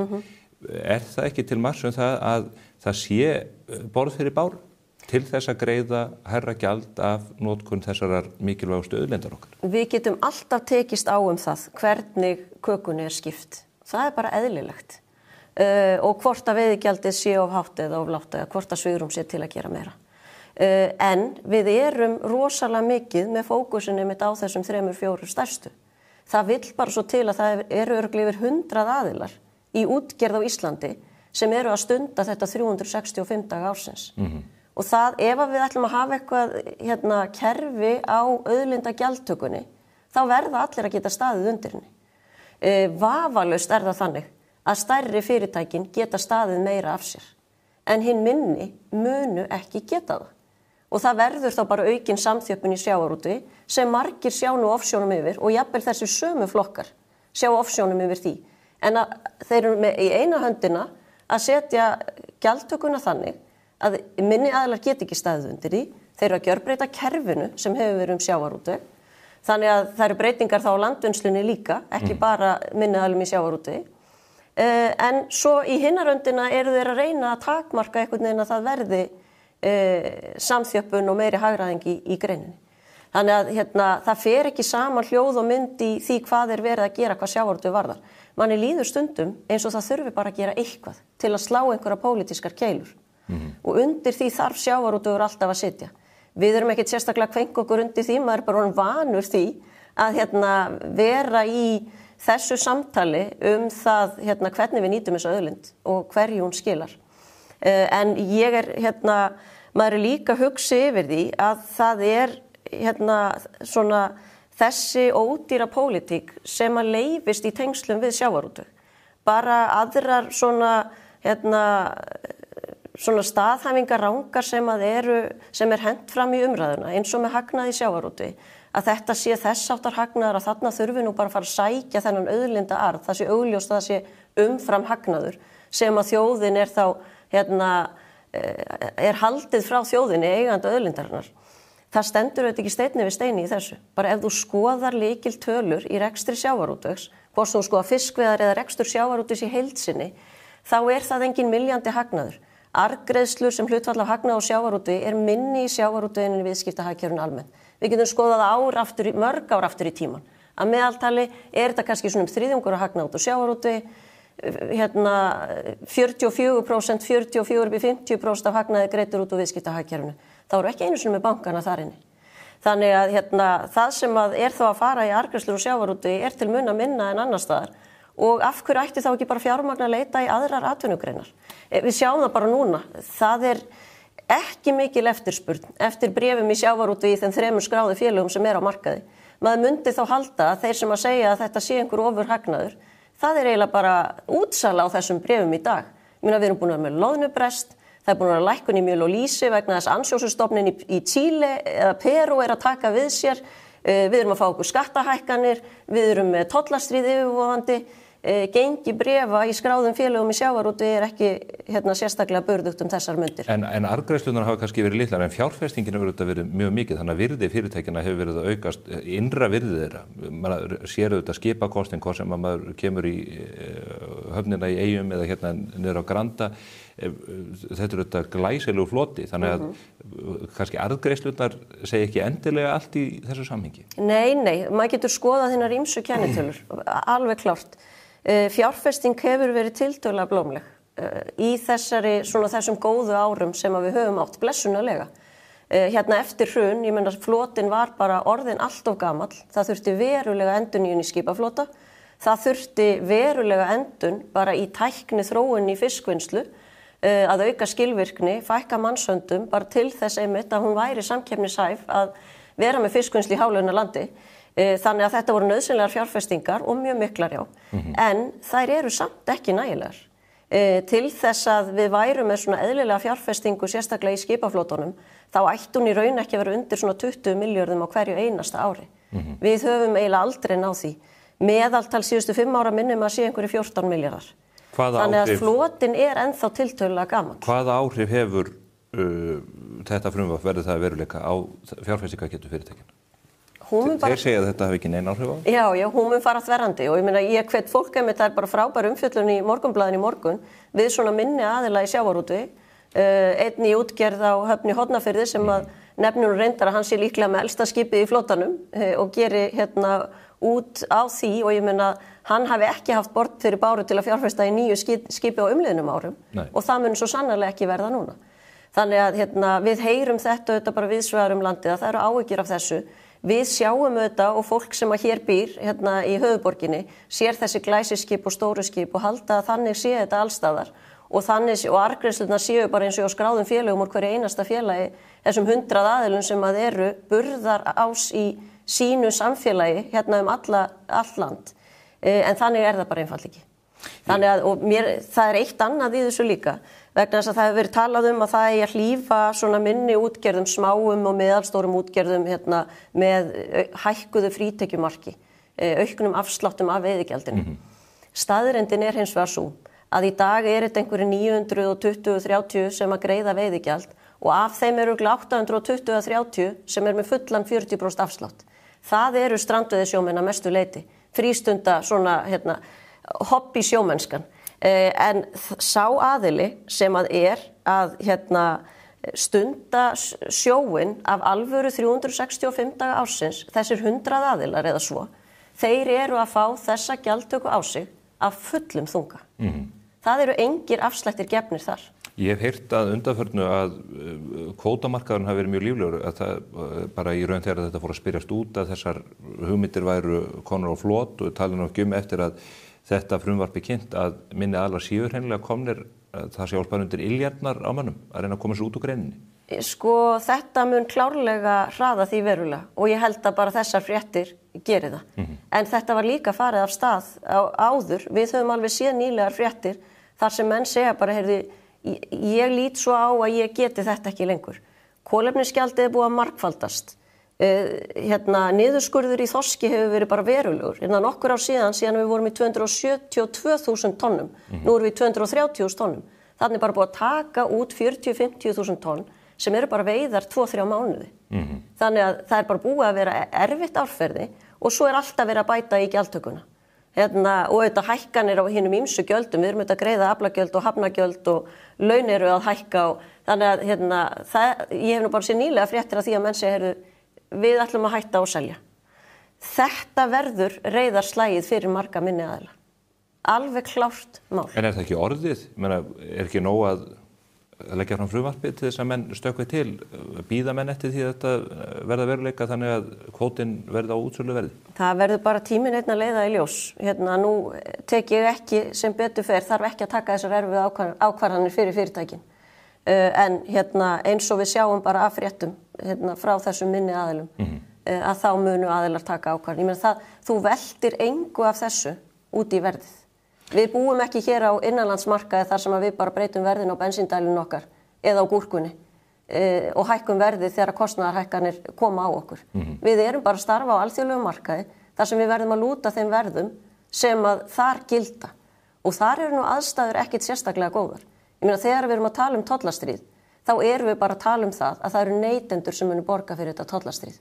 Þeir munu finna fyrir því á sínu eigin skinni bara með þverrandi kaupmætti. Þannig að þeir munu skipta yfir í ódýrara prótein. Við erum að selja verðmæta afurð. Þannig að hættan er svo að neytendur færi sig úr íslenskum fiski og yfir í annað prótein. Það getur vel verið að verða á mörkuðum hækki eitthvað en salan verður minni. Þetta eru áhrifin sem við erum að horfa á og við þurfum bara að búa okkur undir. En við ráðum auðvitað ekkert við þetta. En maður ræður við þennan heimatilbúna vanda sem við erum að búa til. Og það er leiðilegt að við séum ekki í sama liði, stjórnvöld og útflutningsatvinnuvegarnir, þegar að svona aðstæður eru út í hinum stóra heimi. Stjórnvöld segja þessu í liði með almenningi í landinu? Já, ég hef átt mjög erfitt með að sjá það. Sérstaklega þegar að þessi ríkisstjórn, svona hennar fyrstu verk, hvað sjávarútveginn áhræðir. Ég meina við erum að sjá aukningu í óhagkvæmum veiðum í strandveiðum, við erum að sjá hækkun á kolefnisgjaldi, tvöföldun á veiðigjaldi, hinar ýmsu takmarkanir, blýhúðuna ég leyfi mér að segja, í eignarhaldi í sjávarútvegi. Þannig að rekstrarskilyrði í sjávarútvegi sem að þessi ríkisstjórn ætlar að búa sjávarútvegi í sinni atlögu að atvinnugreininni. Ég myndi bara segja að aðrar atvinnugreinar eigi ekki að búa sig undir að það verði jólin framöndan. Því að það mun þurfa að stoppa í þetta meinta gat sem að stjórnvöld þurfa að ná í tekjur og aldrei er einhvern veginn hort á verðmæta sköpunar hliðina. Þar sem að tekjurnar geta komið í miklu meira mæli inn til stjórnvalda, heldur en það að horfa alltaf á hvernig eigum að skattleggja atvinnulífið meira. En talandi gatið, þau segja hér einnig klikka út með því að árið 2023 hafi heildarkostnaður við þjónustu ríkisins við sjávarútveginn verið 11 milljarðar króna og að nú er þetta tekjur af veiðigjaldi standið því ekki undir grunnkostnaði. Þið eru bara samkvæmt þessu afætur af kerfinu. Já, einmitt. Þetta er aftur, svo ég bara vil tala hreint út við fólk.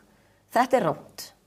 Ef maður skoðar og það væri óskandi þegar ráðherrar eru að tjá sig að þeir skoði lögskýringagögn, að þeir skoði lög sem sem samþykkt hafa verið á Alþingi. Það er þannig í lögum veiðigjald að veiðigjaldinu er ætlað að standa undir rannsóknum, stjórn, eftirlit og umsjón með fiskveiðunum. Og það var farið yfir það í lögskýringagögnum hvað það þýðir. Og ef að maður tekur þann þátt og auðvitað er það ekki öll starfsemi Hafrannsóknastofnunar og öll starfsemi Landhelgisgæslunnar, þau eru í öðrum verkefnum líka, að þá er hægt að meta þannig að kostnaður þessi sem er hægt að hengja á sjávarútveg sé kannski svona 6,5 milljarðar króna, slagastundum við 7 milljarðar króna. Þó hann væri hærri, við þurfum að bæta hafrannsóknir til dæmis, þó hann væri hærri, 8 milljarðar, gefum okkur það, þá hefur veiðigjaldið alltaf verið umfram þá, ekki alltaf sum árin hefur það farið undir, en við verðum að taka eitthvað meðaltal því það veltur líka á því bara hvað veiðum við. Ef að það er hrun í loðnustofni og það er ekki veitt eitt af loðnu, eðlimál samkvæmt lækkar veiðigjaldið, en við þurfum að skoða eitthvað meðaltal, erum við að kofvera þennan kostnað. Það gerist hins vegar í tíð Svandísar Svavarsdóttur og í auðlindin okkar, að það farið að tína inn alls konar atriði sem að jafnvel tengjast sjávarútvegi ekki neitt. Og þegar við förum að skoða þetta betur, þá vill svo til að þetta hljómar æði líkt því sem að Þórólfur Matthíasson hefur sett fram það sem að sjávarútvegur ætti að kofvera. Ég bauð honum að koma hingað. Já, og þarna nefnd vakstur siglinga, Matís sem að rannsaka margt annað, menntun, framkvæmdir við vita og hafnir, hafnabótasjóður og eitthvað fleira. Á sjávarútvegur að borga fyrir Landeyjahöfn, ferjubryggjur, kostnað skemmtiferðaskipa, flutningaskip. Þetta tengir sjávarútvegi ekki neitt. Þannig að það verið að tína til alls konar hluti til að strá ryki í augu fólks það að veiðigjaldi sé ekki að kofvera þetta. Það gerir það. En svo má nú líka hafa í huga að allir atvinnuvegir, hvort sem þeir nýta auðlindir eða ekki, leiða til einhvers kostnaðar fyrir ríkið. En eins og kom fram í athugasemdum frumvarps með lögum veiðigjald, þá verðum við líka að horfa á stærri myndina. Hvað það sem samfélagið að fá við það að fyrirtæki séu bara vel rekin og við séum með gott kerfi í kringum fiskveiðar. Hvert skattspor sjávarútvegsins? 23 var skattspori tæpi 90 milljarðar króna. Það auðvitað það sem við ættum að vera að horfa á. Við erum með sjómenn sem eru þeir hæstlaunuðu í heiminum, greiða þannig miklar útsvarstekjur og skatttekjur til ríkisins. Við erum með öfluga landvinnslu sem greiðir miklar útsvarstekjur. Sveitarfélög hafa aldrei haft meiri tekjur en frá sjávarútvegi í dag. Þannig að þetta hríslast allt samfélagið til lífeyrissjóða, inn í kerfin okkar, til þess bara að leggja til velferðar og bara góðra lífskjara á Íslandi. Þannig að þetta þetta stóra myndin sem við höfum að horfa á. Hvernig stækkum við þessa köku og stóra skattsporið? Að veiðigjaldi sé einhverju 10 milljarðar eða 12 milljarðar af 90 milljörðum. Ef að við ætlum til dæmis bara að veikja landvinnsluna, þá erum við að meta að landvinnslan sé kannski svona 35–40% af skattsporinu. Þannig að skattspori minnkar, en menn geta verið voða ánægðir með að veiðigjaldi, þessi eini gjaldstofn, sé eitthvað aðeins hærri. Það rangt sem að Þorbjörg Sigríður Gunnlaugsdóttir dómsmálaráðherra hefur haldið fram það að tekjur ríkissjóðs muni aukast við þessa aðgerð? Þær munu ekki gera það. Ég get lofað fólki því að þær munu ekki aukast á heildina litið. Við munum öll hafa það verra fyrir vikið. Og mér finnst það grátlegt þegar að fólk tjái sig með þessum hætti, þegar að það að segja við ætlum bara að leiðrétta hluti, þetta mun ekki hafa nein áhrif. Við erum að miða við það að nú ætlum að fara í rétt markaðsverðum það sem farið til skips. Við skulum alveg reyna að vinna eftir því sem að stjórnvöld, og við bara getum ekki annað. Fyrirtæki geta ekkert annað en unnið eftir þeim leikreglum sem stjórnvöld setja. En þá skulum þau vera meðvituð það að þetta sem þau kalla rétt verð, það leiðir til þess að fiskvinnsla þarf að borga meira fyrir fiskinn og þá mun hún ekki standa undir sér. Og hún mun verða veikburða, jafnvel leggjast af. Það engin fyrirætlan af hálfu ríkisstjórnar og ég hef spurt að þessu að fara að ríkisstyrkja fiskvinnslu á Íslandi. Þau ætla sér það ekki. Sem betur fer ekki. Sem betur fer ekki, en þá hlýtur næsta skref að vera að flytja fiskinn óunnur landi til landa sem að geta unnið þá fiskinn með hagkvæmum hætti á láglaunasvæðum. Pólverjarnir verða ánægðir með það. Alveg klárlega. Það var margir brugðist við, maður heyri meira af þeim sem eru uggandi þrátt fyrir það, sveitarfélögin sem í kringu landi sem að tengja sjávarútvegi gerða mikið, þessi smærri útvegsfyrirtæki sem við höfum verið að ræða við á vettvangi blaðsins, síðan auðvitað þið. Hver verður framvinda þessa máls? Nær ríkisstjórnin að berja þessar breytingar í gegn? Hanna Katrín talar nú reyndar að þau höfðu jafnvel velt fyrir sér að gera þessa skattheimtu afturvirka.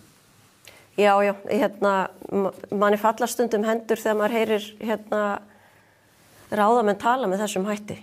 Það var einmitt talað eins og það væri svona verið að koma til móts við okkur og ég held reyndar að þetta hafi verið plantaðar spurningar.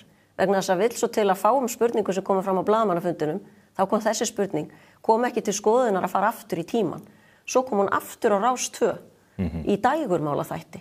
Þar sem að fólk nú alla jafna ekki að spurja með djúpra spurninga, með fullri virðingu fyrir því. En þessi spurning kom og ég velti fyrir mér hefur enginn lesið stjórnarskrána nýlega. Vegna þess að bann við afturvirkni laga, bara reglan lögmætar væntingar, þetta bara eignaréttar ákvæði stjórnarskrár. Þetta leiðrétting. Já, þannig þetta, það hókus pókusin í þessu öllu. En ef þetta leiðrétting, gott og vel, þá skulum við leiðrétta það, en það mun hafa þessar afleiðingar sem ég hef lýst. Það verður fróðlegt að sjá Hæstarétt Íslands taka á þessar spurningu afturvirknina. Já, nákvæmlega. Hver veit nema að það komi til þess? Jafnvel. Heiðrún Lind Marteinsdóttir, þakka þér fyrir komuna. Við munum halda áfram að reyna að ná í Þórólf Matthíasson og aðra góða gesti til þess að lýsa sjónarmiðum hinum megin borðsins. Umfram allt. Við erum ekki alveg búin hér á þessum vettvangi því að við ætlum að ræða næst við Jón Gunnar Jónsson fyrir forstjóra Bankasýslunnar og fara yfir bankasölumál og ýmislegt annað og höfum ríka ástæðu til. Fylgist þið með. Ristnan á leiðinni niður. Gott eða slæmt? Cardio. Einfaldari útgjöld. Velkomin í heim þar sem allt er í fullkomnu flæði. Nýr og alrafmagnaður Kia EV6. Forsala er hafin. Askja.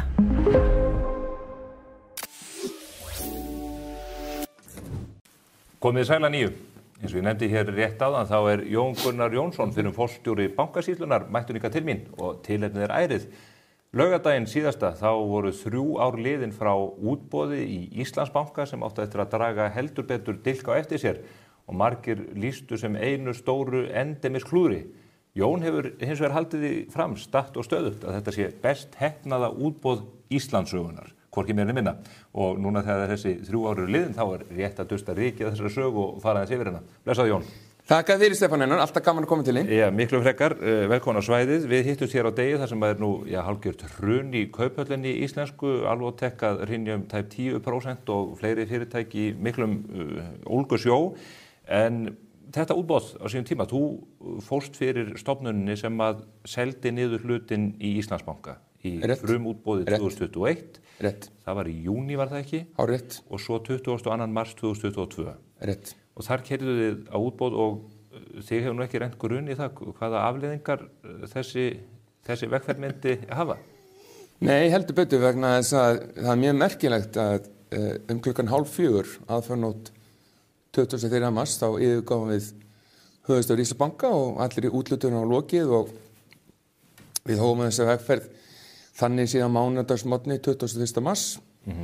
Þá byggumst við að selja 15% í bankanum á kannski verði sem alltaf var 7% lægra heldur en ríkjandi markaðsverð. Það hefum þá aflað 38 milljarðar fyrir ríkissjóð og endum á því að afla 53 milljarða og útboð sem var rauninni 50% stærra heldur en við þorðum að vona þegar við fórum í þessu vegferð. Það var 22,5% hlutur sem fór þarna úr höndur ríkisins fyrir þessa ríflega 50 milljarða. Rétt. Sko gagnrýnin á útboðið tengdist annars vegar máli sem að tengdist auðvitað fjármálaráðherranum persónulega fyrir maður yfir þá eftir, en líka aðferðafræðinni. Í frumútboðinu 2021 þá var almenningi boðið á borðinu og gríðarleg fjöldi sem tók þátt. Í seinna útboðinu fariði allt aðra leið, en hún er þrátt fyrir allt viðurkennd og þekkt það ekki. Af hverju fór ekki bara sömu leið og 2021 þetta heppnaðist vel? Já, ég meina það er þannig eins og segja að fyrsta sala fer alltaf í gegnum frumútboð. Það er að segja að það er ákveðin að skrá félag og bjóða til sölu til almennings. En svo er það bara viðurkennd regla og viðurkennd aðferð meðal annars af hálfum ríkissjóða í Hollandi, Bretlandi, Írlandi, Svíþjóð og svo framvegis að næsta sala fari í gegnum þetta er svona tilboðsfyrirkomulag sem við nefndum vegna þess að lágmarkar áhættu og hámarkar verð. Og það er aðferðin sem að þið grípið til. Já. Og hún er það er þá afmarkaður hópur. Það eru aðilar sem eru skilgreindir sem fagfjárfestar. Já. Þeir eru ekki eins verndaðir af neytendalöggjöf og slíku. Var augljóst að fara þessa aðferð, sérstaklega þegar við horfum á alla gagnrýnina sem að útboðið varð fyrir í kjölfarið?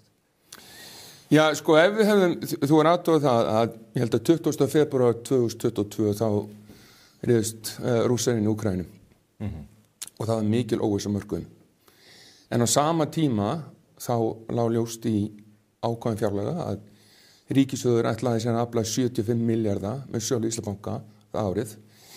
Þannig að við urðum í raun og veru að huga bestu leiðinni fyrir ríkissjóð að selja hlut í bankanum til þess að afla þeirra fjármuna sem fjárlög kváðu á.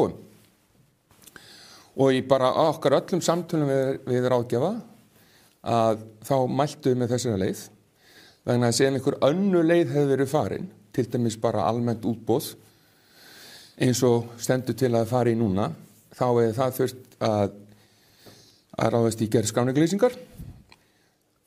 Hún hefur tekið tíma að útbúa hana og fara með henni fyrir fjármálaeftirlitið. Á meðan hefur verið miklar sveiflur á mörkuðum.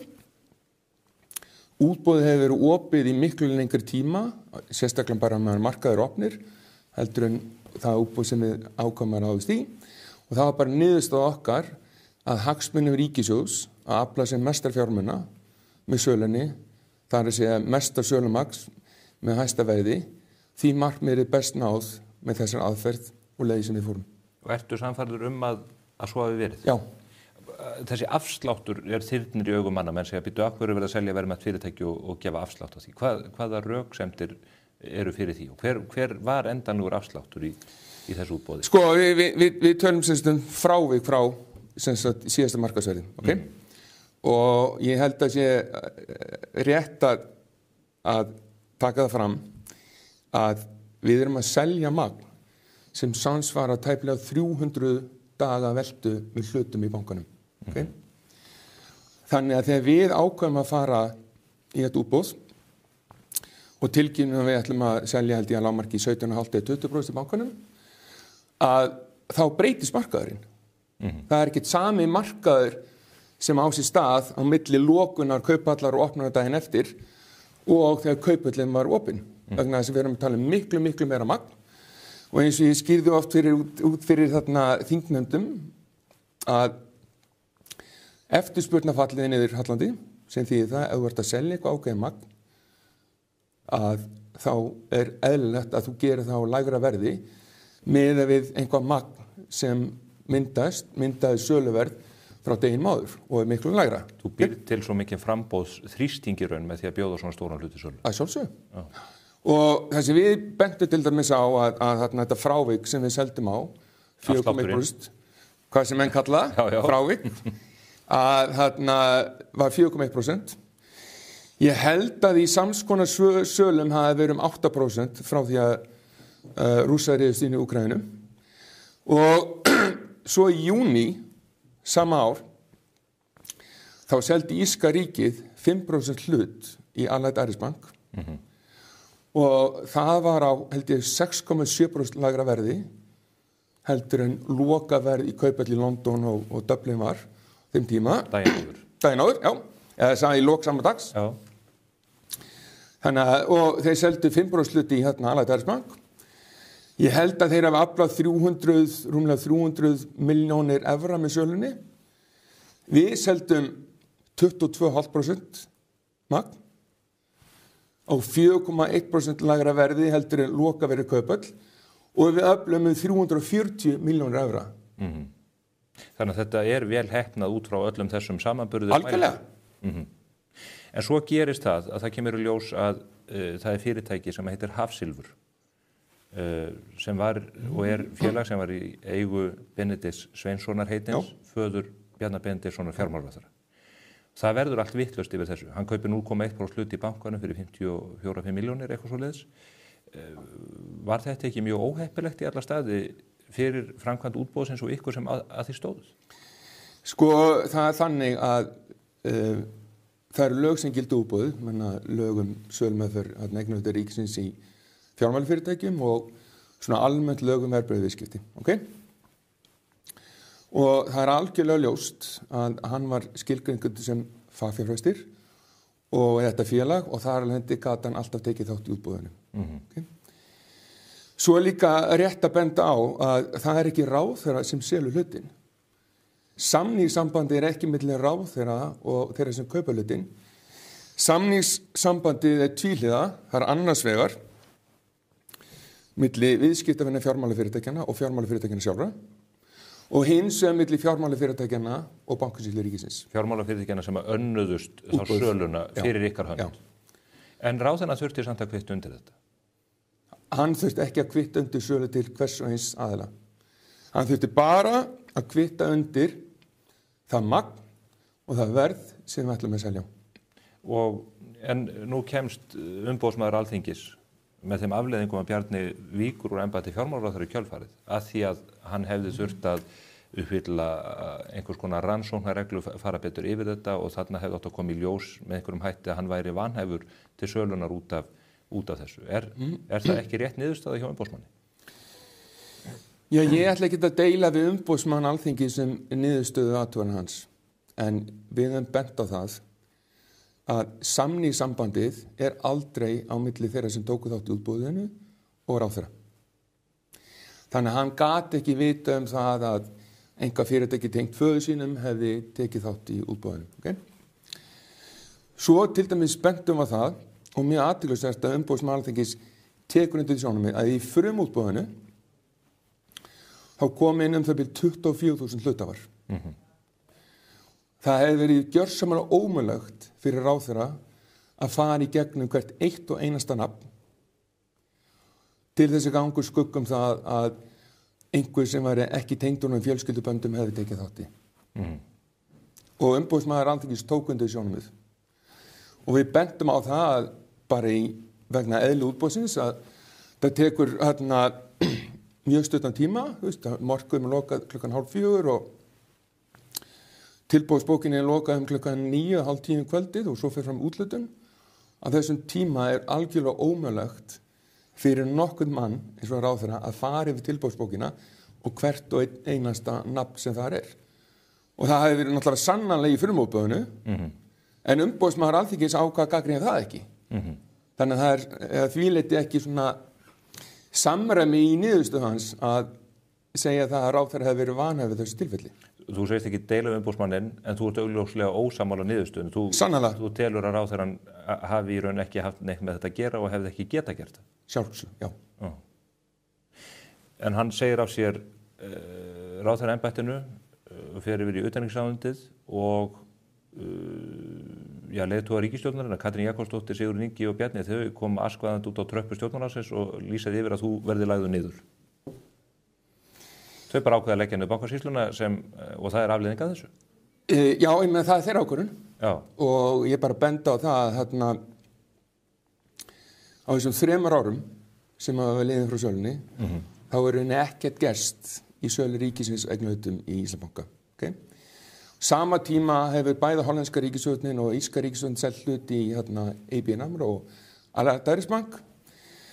Ef við hefðum fengið raun og verið svigrúm til þess að halda áfram að þeirri vekkferð sem voru komin. Vinnufrið?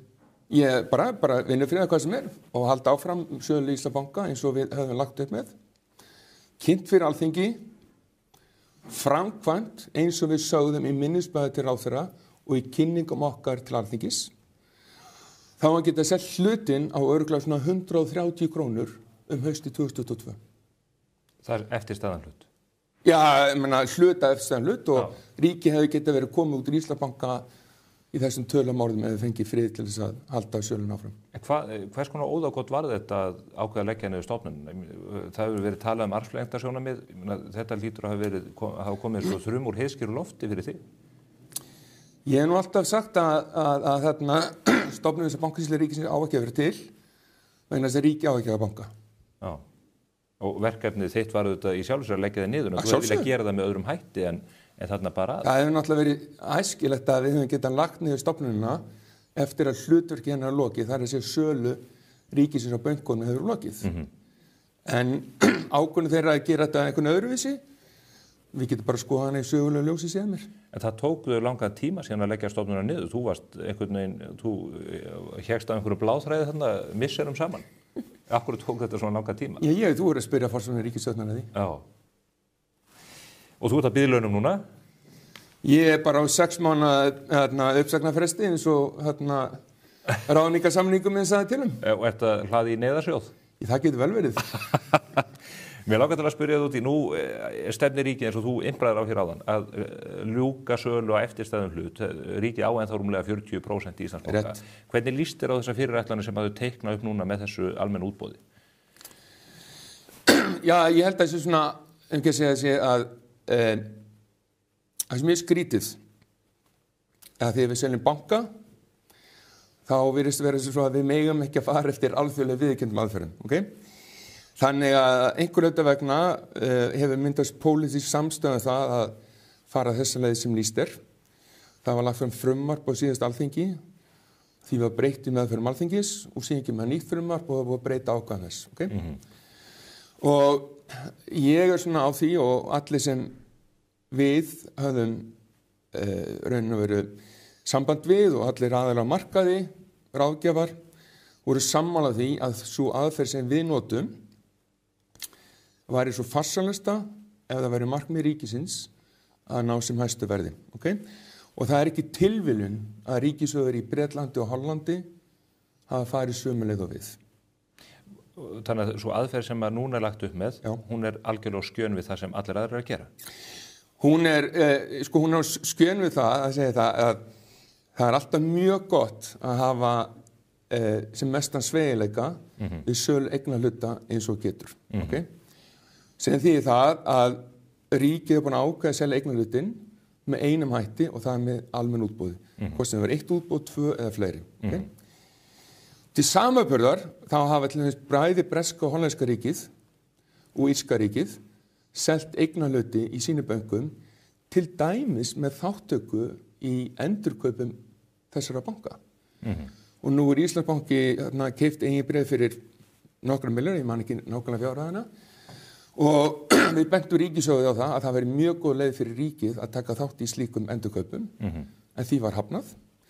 Samanskapi gæti mynda svigrúm að selja hlutina með svo kölluð markaðsútboðum, þar sem hún tekur bara þátt í daglegur viðskiptum og selur hlutina á markaði.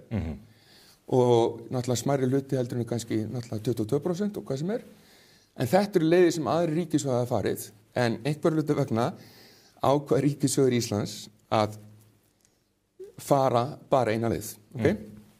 Nú þessi leið hefur svo sem hefur farið í Grikklandi, en samanburður við Ísland og Grikkland, meðan var að hafa það í huga að gríska ríkið á sínum tíma eignast hlut í 5 bönkum, held ég cirka 2010, en þegar þeir eignast bankana þá kemur ljós að þeir fyrir meira eigið fé.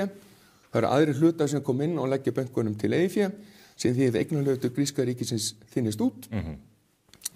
Endanum situr upp með 2 banka, eiga cirka 20-30% í þeim, og þeir ákveða að fara í almennt útboð af hlutum í þeim bönkum. En það var líka fyrsta skipti sem gríska ríkið ákveða að selja hluti í bönkum til fjárfesta, ekki kannski til annara banka og svo framvegis.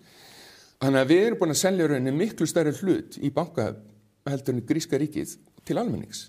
En þetta leið sem Grikki fóru og hún þannig sem hefnast vel og ég ekkert að segja það að hún sé verri heldur en einhver aðrar, en ég held að sé mikilvægt að ríkið hafi sem flest tæki í kassanum til þess að geta selt banka fyrir ekkert en einskorða sig við raun að veru eina leið sem væntanlega skilur ekki hæsta verði. En má þá skilja orðin þannig, Jón, að þú hafi verið áhyggjur af þessu? Þú veist, heldur að ríkissjóður sé að feta einhverja leið sem að leiði þá ekki til þess að menn fái hæsta verð fyrir þennan stóra hlut í bankanum? Já, það bara kemur ljós. Já. En hefur áhyggjur af því? Ég hef ekki persónulega áhyggjur af því. Nei. En sem fagmaður og skattborgari, þá myndi ég vilja sjá ríkissjóð opnari fyrir öðrum leiðum og samskonar leiðum sem hafa verið farnar annar staðar í Evrópu. Áður en ég sleppi þér, það annað mál sem að skók bankasýsluna og fjármála geira nokkuð, það salan hjá Kviku á tryggingafélaginu TM í heilsinni. Ríkisbankin, Landsbanki kaupir þetta fyrirtæki fyrir rúmlega 30 milljarða. Fjármálaráðherra þáverandi lýsti því hátíðlega yfir að þetta myndi ekki gerast á hennar vakt, en bankinn fór bara sína leið og að því virtist líka þar með á skjön við vilja bankasýslunar. Hvernig getur það gerst á fjármálamarkaði að banki sem í eigu nokkurn veginn eins aðla gerir bara nákvæmlega það sem hún sýnist og algjörlega berhögg við vilja þess sem að fyrirtækið á? Sko, í fyrsta lagi þá Landsbankinn hlutafélag. Þannig hann ekki ríkisbanki í þeim hefðbundna skilningi sem var fyrir 1998. 98%. Já, en hann sannarlega eigur ríkisins. Okay? Hlutafélag og starfsemi hans gilda lögum hlutafélag og lögum fjármálafyrirtæki og það klárlega á forræði bankaráðs að ákveða hluti eins og kaup í öðru félögum og svo framvegis, enda viðskiptabönkum heimilt að eiga tryggingafélag samkvæmt lögum. En þegar menn lausafé hjá sér þurfa jafnvel að fara í útgáfu skuldabréfa, þetta gríðarlega stefnumarkandi ákvörðun, ekki rétt að menn hnippi í eiganda sinn og segi eru þið alveg sáttu við það að við kaupum hér eitt stykki tryggingafélag á 30.000 milljónir? Þú verður að spyrja fyrirverandi bankar á Landsbankans að því. En við höfum alltaf komið að ákvörðunni ef bankinu þurfti að ráðast í að gefa út viðbótar hlutafé. Þá hefur við verið spurðir formlega. Og hvert hefði svarið þitt verið? Ég hef nú bara reynt að meta viðskiptalega forsendur kaupana. Og þú gerði það við pottþétt? Við náttúrulega sendum frá okkur greinargerð þarna í apríl í fyrra viðbröð við sölunni og viðbröð bankaráðs og ég held að með segja það að við höfum spurt margar spurninga. Við höfum væntanlega notað tækifæri á formúlu hlutafundi að spyrja þessar spurninga og sko svara og teki ákvörðunin í framhald af því. En það kom aldrei til þess? Kom aldrei til þess. Jón, þú varst forstjóri Bankasýslunnar á umbrota tímum og komst að þessum stóru og miklu ákvörðunum sem að skiluðu ríkissjóði miklum fjármunum í kassan. Þú átt að baki mjög farsælan bankaferil vítt og breytt heiminn, tegir sig til Asíu og Evrópu og víða. Hvað tekur við hjá jafn ungu manni og þú? Ég veit það ekki. Er það ekki? Nei, ég hef nú ekkert þannig sé fara að huga að því en væntanlega eitthvað tengt fjármálum með böngum. Og hér heima heldurðu? Ég myndi nú halda það. Já, kemur það í ljós á næstu vikum? Ég bara veit það ekki. Ég veit það ekki, en ég hef ekkert hugsað mikið út í það, sko, en það væntanlega eitthvað á þeim vettvangi. Já, drjúgur neyðarsjóðurinn. Ég veit það, ég veit. Þakka kærlega fyrir komuna. Takk sem minni, Stefán, alltaf gaman að koma með það. Og þetta mjög upplýsandi fyrir mig og áhorfendur að sjálfsögðu. Takk fyrir. Þá ekki meira á vettvangi spursmála þessa vikuna. Við hins vegar fengum fréttir af því í morgun að gríðarlegur jarðskjálfti hefði riðið yfir í Myanmar, 7,7 á Richter. Þar neyðarástand mikið og það tegir sig reyndar víðum Asíu, alla leið til Bangkok og suðurhluta Kína. Við liggjum á bænum það að ekki hafi orðið gríðarlegt manntjón en myndirnar frá vettvangi og upplýsingarnar sem við erum að fá bera vott það að ástandið sé mjög alvarlegt. Hugur okkar hjá fólki þar. Inn í helgina förum við öll og ég hvet ykkur þið sem hafið ekki nú þegar hlaðið niður nýja Mogga-appinu, Moggin, sem aðgengilegur á Android-kerfin og Apple-kerfin. Gerið það. Þar fáið þið alla framleiðslu Morgunblaðsins á einum stað, sjónvarp, net og pappír og þið sem ekki eruð áskrifundur, eins og ótrúlegt og það nú að einhverju skulu verið þeirri stöðu, þið getið notið þessa efnis frítt næstu 20 dagana. Látið það ekki fram hjá okkur fara. Góða helgi.